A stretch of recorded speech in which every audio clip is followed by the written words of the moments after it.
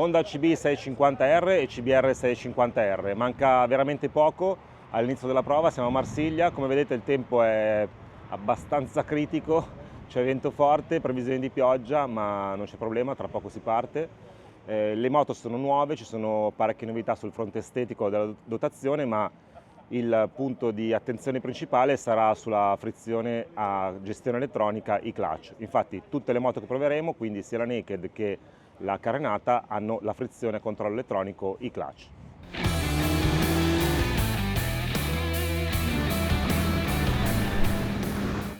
Le moto con frizione a controllo elettronico e clutch sono facilmente riconoscibili per via di questo carter, che è giustapposto rispetto al carter tradizionale e ha un discreto ingombro trasversale misurabile in qualche centimetro.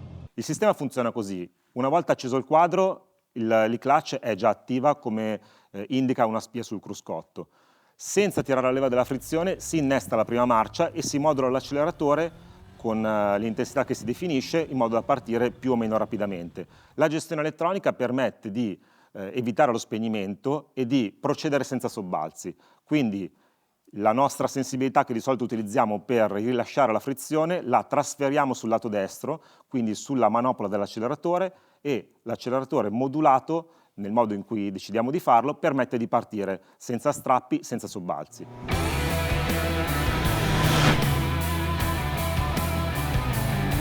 Cominciamo a cercare di capire come funziona la frizione a controllo elettronico e-clutch. Sulla sinistra abbiamo il blocchetto elettrico nuovo, retroilluminato.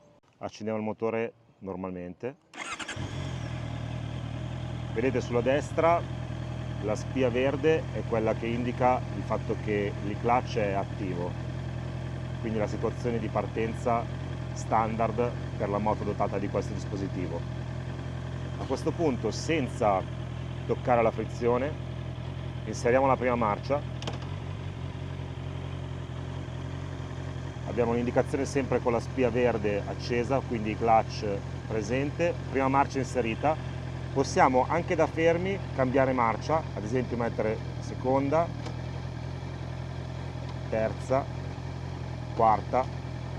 Potremmo anche forzare la partenza in questa marcia, però vedete che il sistema indica che la marcia è sbagliata, quindi dice di scalare dalla terza alla seconda alla prima, che è la marcia corretta per partire. Da questo momento in poi è sufficiente ruotare la manopola del gas in base alla velocità con cui si vuole partire.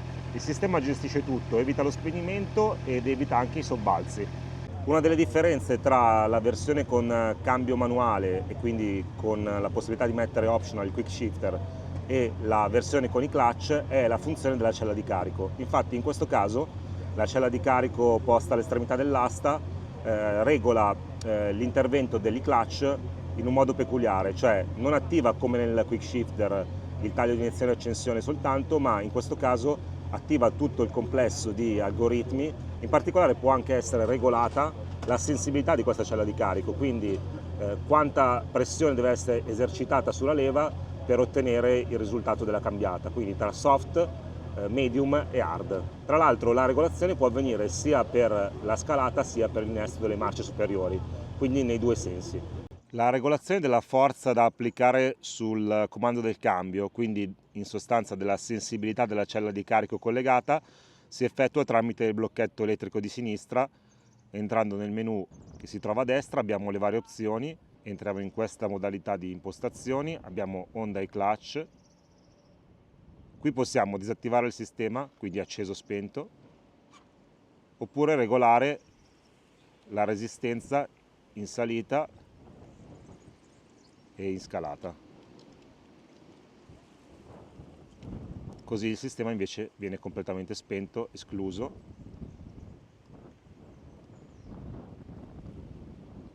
Lo riattiviamo semplicemente utilizzando in questo senso. Entriamo, Honda e-clutch, vedete che non c'è la barra verde, quindi risulta spento. Ancora dentro, siamo nel primo livello del menu, acceso, si sente un attuatore e il sistema ritorna attivo.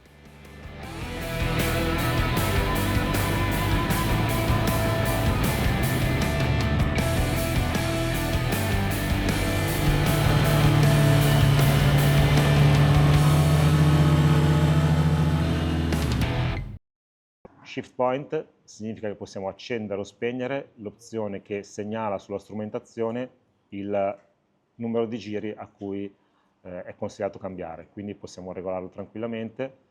Il limitatore è a 12.500, quindi se vogliamo lasciarlo al limitatore inseriamo 12.500. Torniamo indietro, abbiamo il Trip Auto Reset oppure l'IS, che è il sistema di sicurezza legato al blocchetto di avviamento, e possiamo accenderlo e spegnerlo.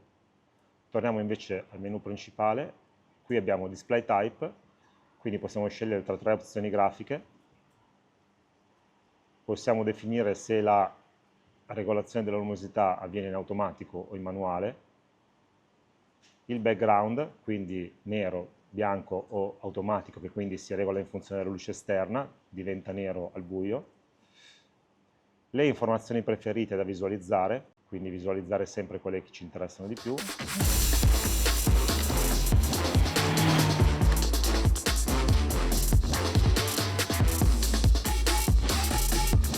Primi chilometri per uscire dal centro di Marsiglia, dal traffico veramente caotico. Gli ingegneri Honda, presenti in forze per raccontarci come funziona l'e-clutch, ci hanno raccomandato di non utilizzare mai la leva della frizione, quindi partire senza, cambiare sempre senza, sia in salita che in scalata. Devo dire che qualche volta ho tirato la leva della frizione più per abitudine che per necessità. Modulare, parzializzare il gas oppure aprirlo a piacimento, cambiare marcia quando lo si ritiene opportuno in salita o in scalata, senza però mai utilizzare la leva della frizione. Quindi è tutto come nella guida normale, con una cosa da fare in meno, cioè tirare la leva della frizione.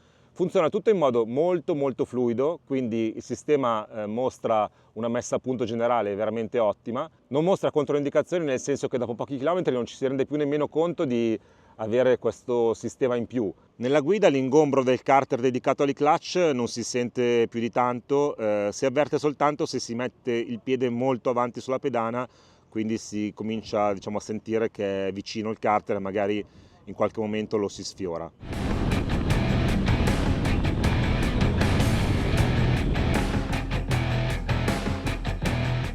L'aggravio di peso complessivo è di soli 2 kg e l'aggravio di prezzo rispetto alle versioni manuali è di soli 400 euro. Questo dimostra che c'è da parte di Honda un forte investimento per spingere questo dispositivo, che secondo noi sarà particolarmente apprezzato da una fascia intermedia di motociclisti, magari non i super esperti, ma quelli che hanno già una certa praticità nell'uso della moto, ma vogliono dimenticarsi di un problema che potrebbe essere l'utilizzo della frizione, soprattutto nel traffico. In generale, sotto l'aspetto del comfort, questo sistema promette e mantiene molto. Ma torniamo un attimo al funzionamento tecnico. Qui abbiamo 2 motori che funzionano nello stesso senso e la cui coppia si somma per ottenere l'azionamento della frizione. Ma vedete che sopra questo albero è collegato al cavo della frizione, quindi questo cavo arriva direttamente alla leva.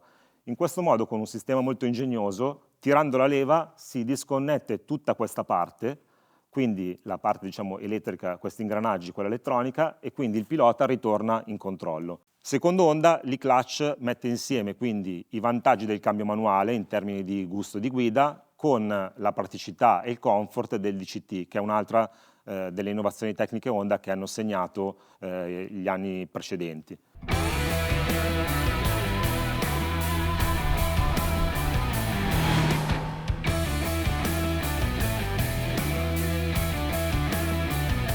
Continua la prova, ormai i chilometri percorsi sono circa un centinaio, condizioni meteo molto variabili, strada spesso bagnata, vento forte.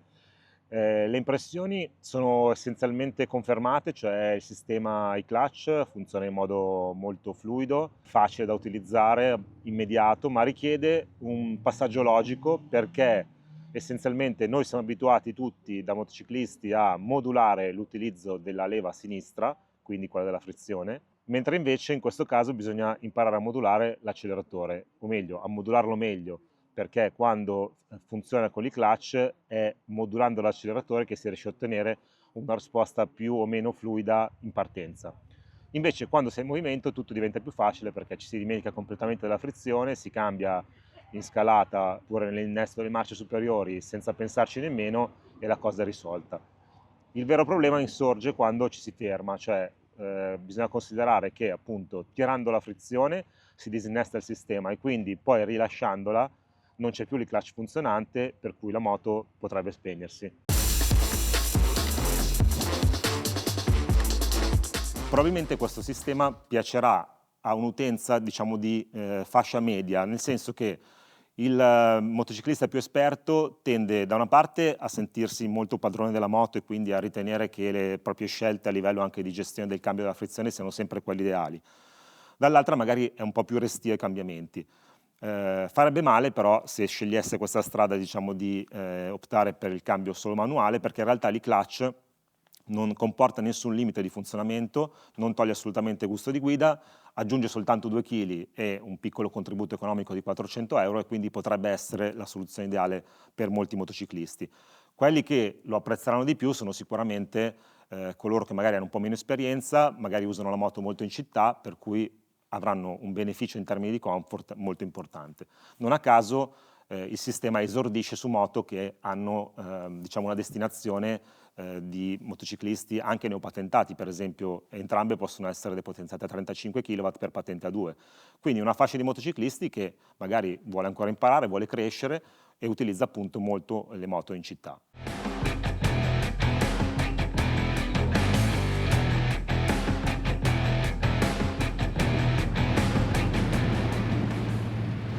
L'arrivo dell'e-clutch rischia di togliere un po' di importanza alle novità introdotte su CB650R e CBR650R. In realtà sono novità che si vedono molto perché sono concentrate sul design e sulla dotazione, oltre che sui nuovi colori.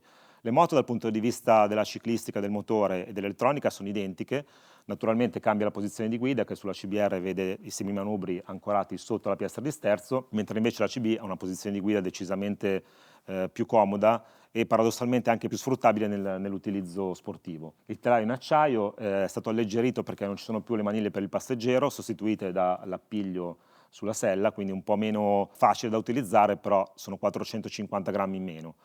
Il forcellone è in alluminio, mentre invece appunto il telaio è in acciaio.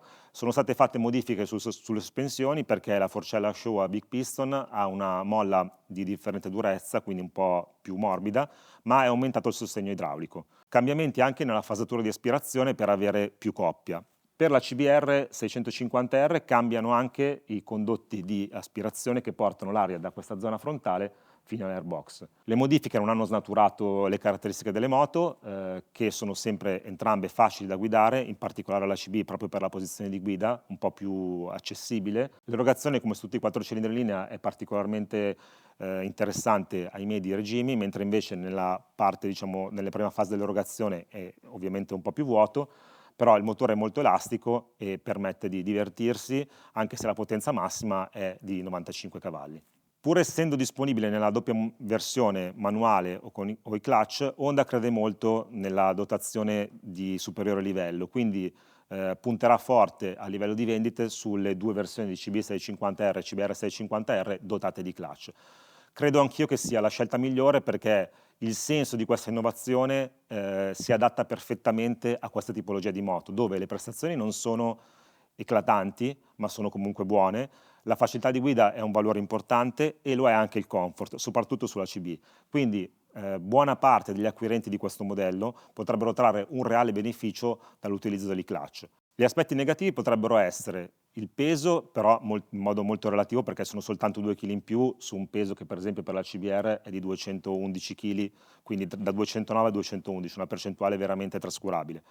Il fatto che il carter è un po' più esposto, quindi in caso malaugurato di caduta potrebbe essere danneggiato, effettivamente questa parte potrebbe toccare prima, però in caso di una scivolata un po' più lunga anche questa zona del carter e-clutch potrebbe essere interessata. Non ci sono altre controindicazioni perché appunto il sistema può essere disattivato, quindi Honda dice override manuale, quindi si può passare assolutamente all'uso con la leva della frizione semplicemente tirandola, oppure addirittura disattivato dalla strumentazione. Noi consigliamo di scegliere la versione clutch perché questa innovazione porta veramente un valore aggiunto ai motociclisti. Una nota sulla guida. Le sospensioni non mi hanno convinto. È possibile regolare soltanto il precarico della molla del monoammortizzatore e questo certamente non aiuta.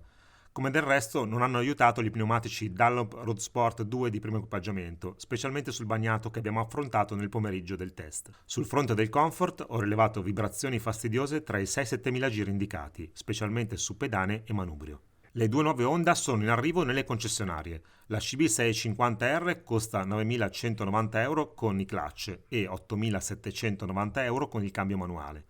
La CBR 650R invece è proposta a 10.090 euro con il clutch e a 400 euro in meno, 9.690, con il cambio manuale. Diteci cosa ne pensate, commentate, fate domande, siamo qui per rispondervi, iscrivetevi al canale.